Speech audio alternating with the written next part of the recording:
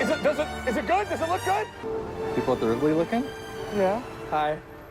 It's working. People see it. See, that's the first impression. Dude, this is it. That looks good.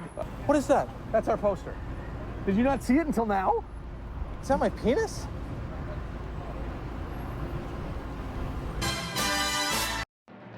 Nirvana the band The Show is the funniest piece of media I have ever seen, and is also my all-time favorite piece of art.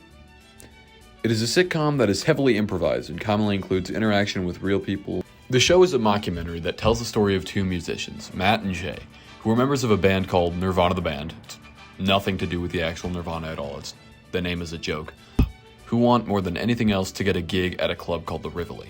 The show started out as a web series made independently in the 2000s, but a decade later it would be made into an actual TV show.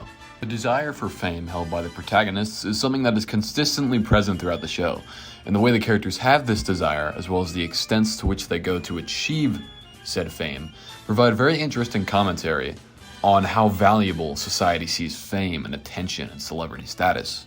The show makes commentary on this is the protagonists themselves. Matt and Jay are always focused on the idea of being famous, or more specifically, getting a gig at the Rivoli. But to them, that is fame. The way their audience sees them is very important to them. Actually, you can't say that, because if you say it's going to be a great show, then right away, every hipster in the audience is like, uh-huh. That's true. Right. Don't say it's going to be a good show. Great show. Say it's going to be a bad show. It's going to be a bad show. Right. Ladies and gentlemen, show it from the top. Ladies and gentlemen, I got news for you. This show is going to be a bit of a piece of shit. Wait, no, why would you say that? This probably lines up with their view on their favorite performers or celebrities, as many people do tend to put celebrities up on a pedestal, or to see them as some sort of godly figure.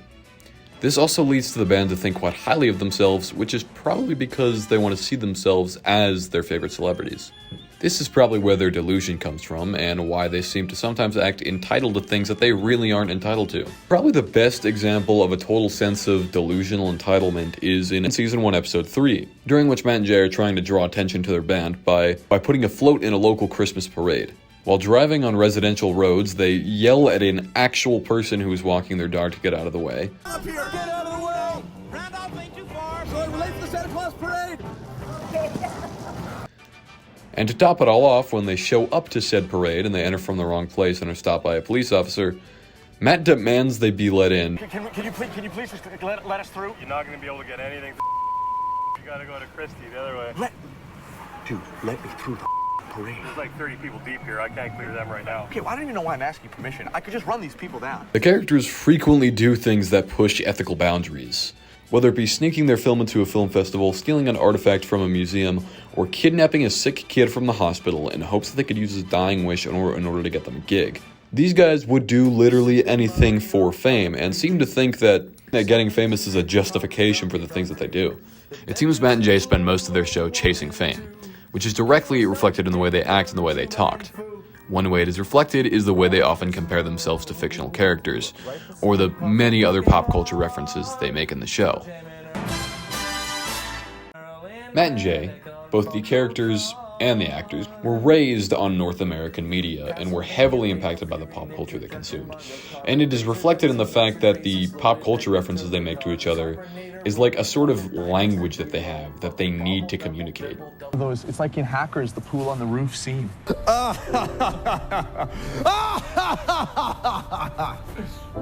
That's from King of Fighters. 4, 8, 15, 16, 23, 42. That's Hurley's numbers that he wins the lottery on.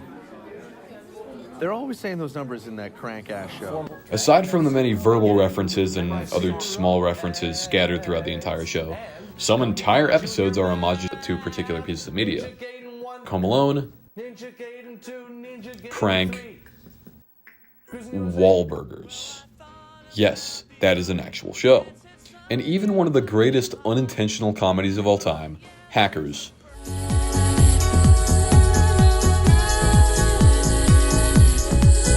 A movie that is apparently a personal favorite of co-creator Matt Johnson's that you can find reference to in a lot of his work. You know how many times I've seen that movie Hackers?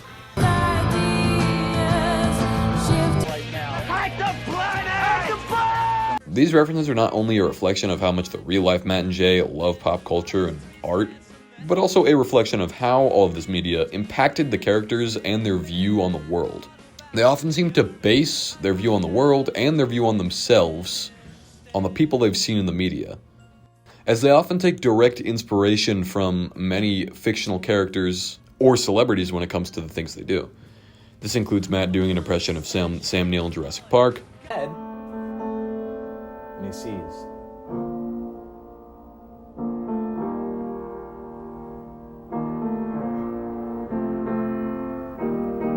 the band deciding to smoke cigarettes since they've seen other rock stars do it, the way the episode of parodying Wahlburgers has these goofy talking head segments with Matt and Jay as if they're famous celebrities, Magic burger, magic burger. or even the band when they are in the middle of framing themselves for a bank robbery they didn't commit.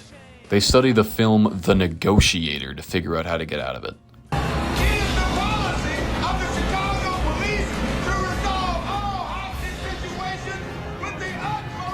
Very fuckable film. All of these are examples of how Matt and Jay seem to think that these pieces of media are direct reflections of real life. Or at least that in order to be famous, they should emulate what they see in TV and movies. Another example of the show's heavy focus on pop culture is Season 1, Episode 4, The Blind Side. This episode focuses around Matt and Jay's obsession with seeing Star Wars, The Force Awakens, which at the time had just come out. In this episode, Matt and Jay go to an actual movie theater where, because Matt had temporarily gone blind, Jay has to talk during the whole movie to describe what is happening on the screen to Matt. Okay, slow pan down. Okay, from what? From space. Uh-huh. Okay, now a planet and a moon. That's no moon. Which gets them kicked out. But she certainly is. What? We're getting kicked. Well, these guys are being just as loud as us. Yeah. I'm saying no. And this is the part of the episode that is probably one of the best examples of their interactions with real people that in some ways directly supports the message about fame. In the style of something like Windy City Heat, The Ali G Show, or Nathan For You, a large portion of the show is made up of interactions with real people, whether they be small interactions or Matt and Jay getting chased by security guards for stealing a fake artifact in a museum that they planted there. Many of their interactions with real people are so incredible, not only because they add to the story or they're just funny, but also because so many of them are a total reality check to the characters who are so delusional. Yeah, I am, This is like a musician party, right? Yeah. Yeah. Well, I just knew that there was a bunch of musicians here, and I'm a musician as well. And I was actually hoping to do a little bit of networking. Okay, well, the thing is, you gotta be invited, right? By somebody. Right. On top of the multiple meanings to be found in these real interactions, perhaps the most interesting thing is what it says about fame in a very meta way. Because we know that while Matt and Jay, the characters, are in a constant quest for fame, whenever they are surrounded by real people, which is a pretty large amount of the show, Matt and Jay, the actors, are kind of also searching for fame. As clever and thought-provoking as all of this is, in a way, it can all just be stripped down to the real-life Matt and Jay searching for fame. By going out and interacting with unknowing real people, then also editing and fabricating certain things to make them look more real for the audience of the show, to some extent, the real-life people want the same attention as their characters do. Not just because of how their show is made, but because they release their art, or put themselves out there in general. And if you do think about it, that kind of applies to all of us.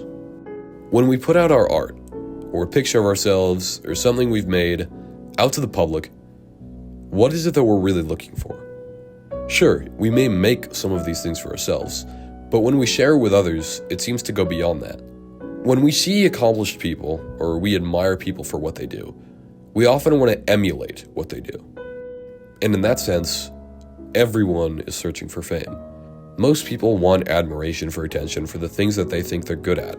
But this isn't a bad thing. We share things we make with other people because they matter to us, because we want people to be able to connect with our creations. Searching for fame is not bad, and it's actually quite normal. It just depends on how you do it. Some people put their art on the internet or try to make connections with prominent figures in the industry, while others might kidnap people, break into sewer tunnels through subway tracks, or frame themselves for a bank robbery. Obviously, some of the methods mentioned are clearly better than others, so when you search for fame, do it in a way you see fit. However, if I were to say my biggest takeaway from this show, the most important thing that I learned, it would be this. Coffee makes you sleepy.